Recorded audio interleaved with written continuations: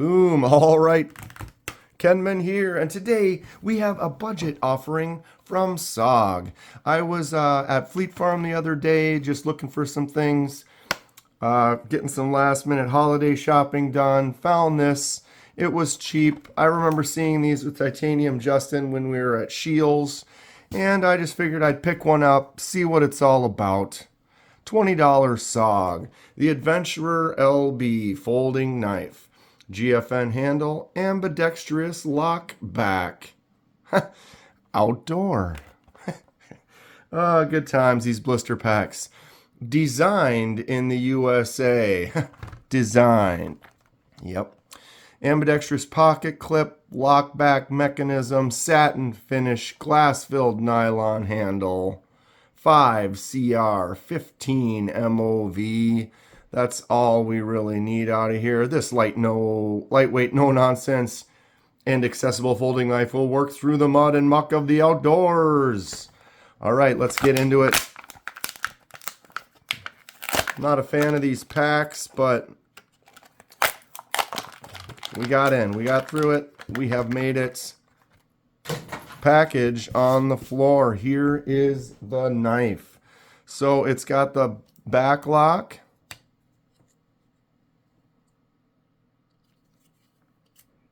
A little stiff, or maybe I caught my hand. We'll find out here. So there's the lock, closed, thumb. There we go. Flipped it out.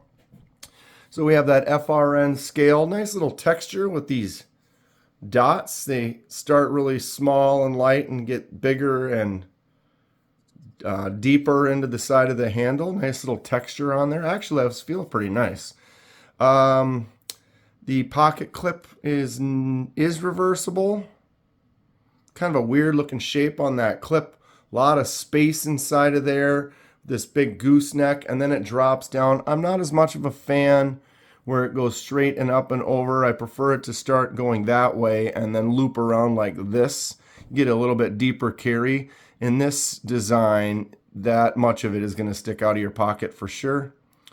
All right, so little Sog logo on the clip right there. That looks like that's the only, well, the branding on the blade is small. Sog Adventurer on this side, China on that side. All right, can I flick it out? Almost. This is a back lock, so the lock is going to be putting the pressure against the blade as it opens. You can see right here this back piece as the blade comes around. You see how it comes up right there? So it's pushing that out of the way so that when it gets past it, it drops down, clicks it into place, and then you have to use that right there, that pressure to push to get it to pop back out for the close.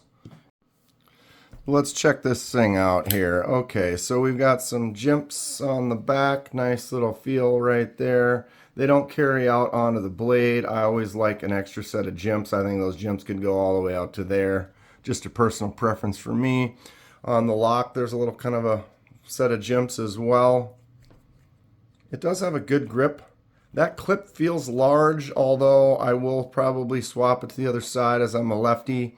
So it might feel a little different on the other side, but when I grab it like this, it kind of is, it feels big and bulky, kind of a hot spot right there when I'm squeezing. All right, what does everyone think about this knife? Anybody have one? Hollow grind on there, thin. So we got that 5CR, 15 MOV, not the best blade steel. Feels like it's solid though. Blade, there's just a tiny bit of play right there. I can feel. You get what you pay for sometimes in those budget knives. See, it's not as easy to flick open, but it is a back lock, so that is going to be putting that pressure on there. Looks like the pivot is not captive, so you'll need a tool for both sides. Little lanyard hole right there. All right, so blade is almost centered. It looks like it's off to that side just a little bit, and it's a little loose. I wonder if I can tighten that at all. That seems pretty loose though.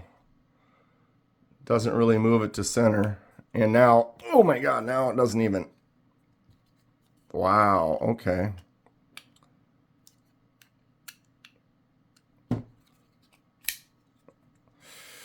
So that blade, that's actually a little bit more solid than it was when I started. So it was just a little bit loose.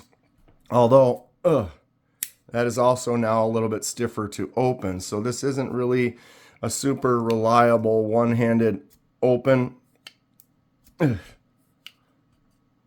See, I got to put a lot of pressure on there, so I want to loosen that just a little bit more, but that seems to spin pretty easily. So that's spinning on with it. And now it's back to a little bit loose again. So here we are. This is kind of what you see when you buy that $20 knife.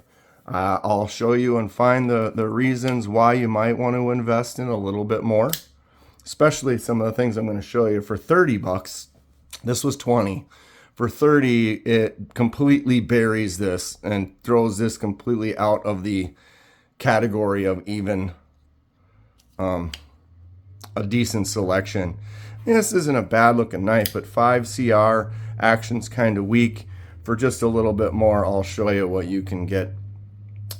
Enjoying these unboxings, whether they're expensive or budget? If so, hit the like button. Subscribe if you would like to see more. So that is another thing, is that is not a two-hand, well, maybe,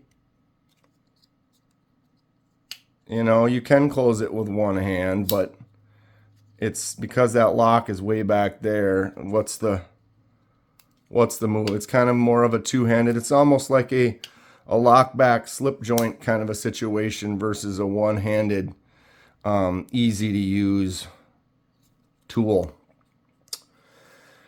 All right, so yeah, that blade is not very solid and it is a little bit to the right.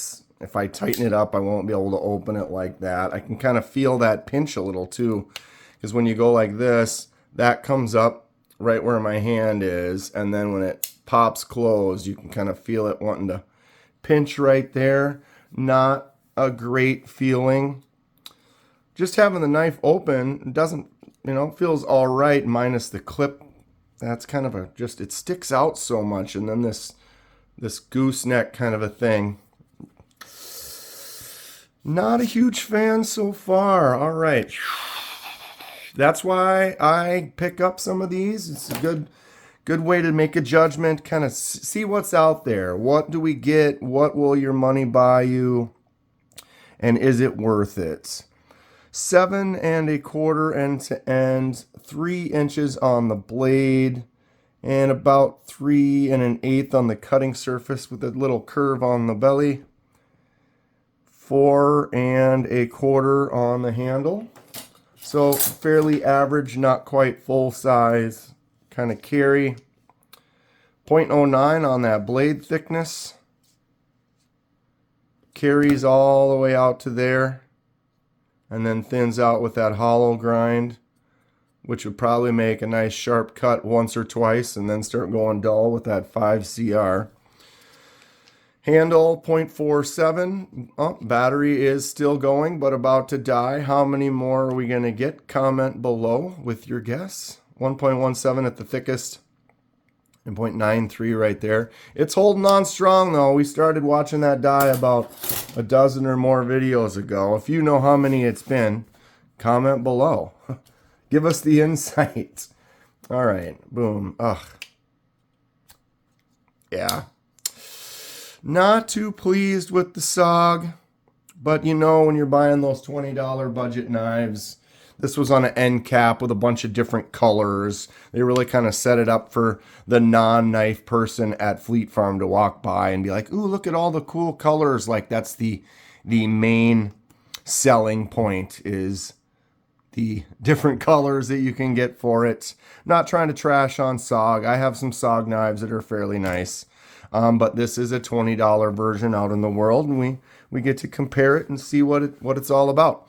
2.11 on the weight. We'll get the cheapo Ozark Trail, 2.8, a little bit heavier.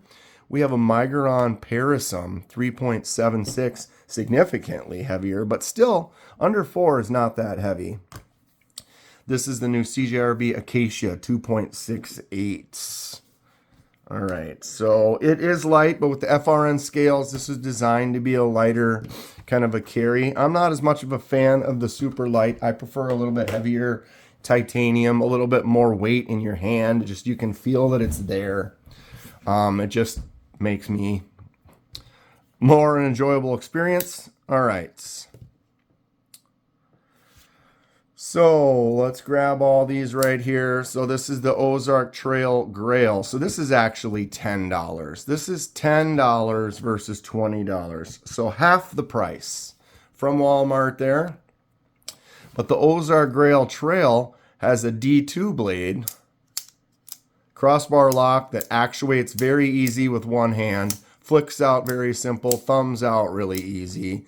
This is a Sog Adventurer killer all day. You can buy 2 of these for the price of the Sog, and with a D2 blade with a hollow grind on it, even if they don't heat treat it very well and it's kind of a lower quality of a D2, you can buy 2 of these and beat up one and throw it away and then still have the other one and have spent the same amount. The Ozark Trail is a little bit bigger on the front and the back, but by far, whoops, that lock and the flick out and just the one-handed use makes that Ozark Trail Grail just an absolute win over this Sog. This is the new Acacia from CJRB. This is a bug out killer, and bug outs are 150 plus. So this Acacia has the crossbar lock, AR RPM 9 FRN scales. So in a way similar, both FRN, blue handle, very similar in size. Looks like the Acacia's blade is just a little bit larger. No thumb studs, it's got the hole, but it does the same kind of thing. You can stick your thumb in there to open it, or use the finger flick out, or just use the lock. Really nice little texture on there, good pattern. This is $30. So for $10 more than that, you're getting AR RPM 9, a better lock, fully single hand use.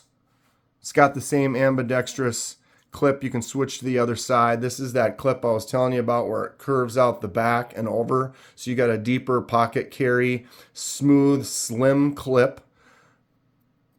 Screws are recessed down in there versus this clip. You're stuck to there. Screws are popped up. It sticks up there. It's kind of bulky. Instant win. $10 more than the Sog gets you that Acacia. I would recommend that all day. If you're not a big fan of that lock and you just want to get a nice crossbar lock, this is the Migron Parasum. Whoops. This is also a D2. I would say of all of them here, this might be the best option. $30 for the Migron Parasum. D2 and a G10 handle, so that's why there's a little bit more weight to it. Doesn't have that light FRN, but notice how the blade drops. You got that flipper tab only for opening and opening. Boom, and then the liner lock right there swings shut really easy, flips out very nice, feels great in the hand. Thinner, slim pocket clip with the deep carry. Doesn't have that big gooseneck right there. $10 more than the Sog. I would definitely pick up the Migron all day. Blade is a little bit longer. There you have it. 3 different choices, completely better options than this $20 Sog. If you want to jump up a little bit more, you can get the Pyrite. The CJRB Pyrite is a fantastic knife. It's a button lock, easy to open with one hand. $45 starting at the Pyrite. I mean, they do have the Pyrite Lite for $30 as well. But I definitely would recommend looking at CJRB or Migron before you decide to pick up this Sog.